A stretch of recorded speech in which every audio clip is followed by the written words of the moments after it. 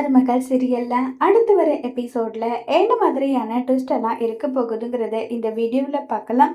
சேது வந்து ஐஸ்வர்யா ரொம்ப வருத்தப்பட்டு கேட்டதுனால ஐஸ்வர்யாவுக்கு சேதுவால முடிஞ்ச கிஃப்ட் வாங்கி கொடுக்கலன்னு சொல்லிட்டு ரோடோர கடையில வந்து புடவை ஒன்று வாங்கி கொடுக்குறாங்க. இதை பார்த்து ஐஸ்வர்யாவுக்கு அவ்வளோ சந்தோஷமா இருக்கு. மாமா, இதே மாதிரி கிஃப்ட் எனக்கு உங்களுக்கு எப்பெல்லாம் தோணுதோ அப்பெல்லாம் எனக்கு வாங்கி கொடுங்க மாமான்னு சொல்றாங்க. அதுக்கு என்ன ஐஸ்வர்யா, அதெல்லாம் வாங்கி கொடுத்துட்டா போச்சுன்னு சொல்லிட்டு சேது ரொம்ப சந்தோஷமா பேசிட்டு இருக்காங்க. இன்னைக்குதான் மாமா என்னுடைய பர்த்டேவே ஃபுல்ஃபில் ஆயிருக்கு. உங்க கையால எனக்கு ஒரு நூல் படம் வாங்கி கொடுத்தா கூட அது எனக்கு அவ்வளோ சந்தோஷம் மாமான்னு சொல்லிட்டு ரொம்பவே சந்தோஷமா பேசிக்கிட்டு இருக்காங்க.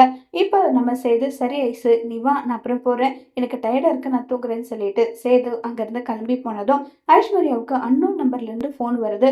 இதை பார்த்து ஐஸ்வர்யா பயங்கர ஷாக் ஆயிட்டு யாராவது இருக்காங்களான்னு சொல்லிட்டு சுத்தி முத்தி பார்த்துட்டு இருக்காங்க. அதே நேரத்துல மலர் வந்து குழந்தைக்கு பீட் பண்றதுக்காக பால் எடுத்துட்டு போலான்னு வராங்க.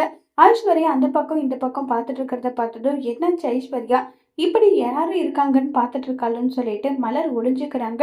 உடனே ஐஸ்வர்யா போன் அட்டன் பண்ணி, இப்போ உனக்கு என்னதான் வேணும், உனக்கும் எனக்கும் டைவர்ஸ் ஆயிடுச்சு, நீ யாரோ நான் யாரோ, எனக்கு புதிய கல்யாணம் ஆயிட்டு அந்த புது லைஃப்ல நான் சந்தோஷமா இருக்கேன், இதுல உனக்கு என்ன பிரச்சனை, ஏன் இப்படி பண்ணிட்டு இருக்கேன்னு சொல்லிட்டு ஐஸ்வர்யா பேசுறாங்க.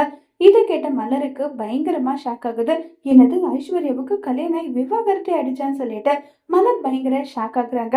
உடனே மலர், ஐயோ இப்படிப்பட்ட ஒரு விஷயத்த இந்த ஐஸ்வர்யா பண்ணிட்டு இருக்காளே, இவ்வளவு பெரிய நம்பிக்கை துரோகம் பண்ணிட்டு இருக்காளே, இந்த விஷயத்த சேது மாமா கிட்ட சொல்லியே ஆகணும்னு சொல்லிட்டு மலர் வந்து முடிவு பண்றாங்க. உடனே மலர் யோசிக்கிறாங்க, ஐஸ்வர்யா பத்தி நம்ம தப்பா சொன்னா அதுக்கு ஆதாரம் வேணும்னு சொல்லி கேட்பாங்களே, நம்ம கிட்ட எந்த விதமான ஆதாரமும் இல்லாத போது எப்படி இவ தப்பு பண்ணான்றத நம்புவாங்கன்னு சொல்லிட்டு இப்ப மலர் யோசிச்சுட்டே இருக்காங்க. இப்ப ஐஸ்வர்யா என்ன பேசுறாங்கன்றதே மலர் காதுல விழுறதில்ல.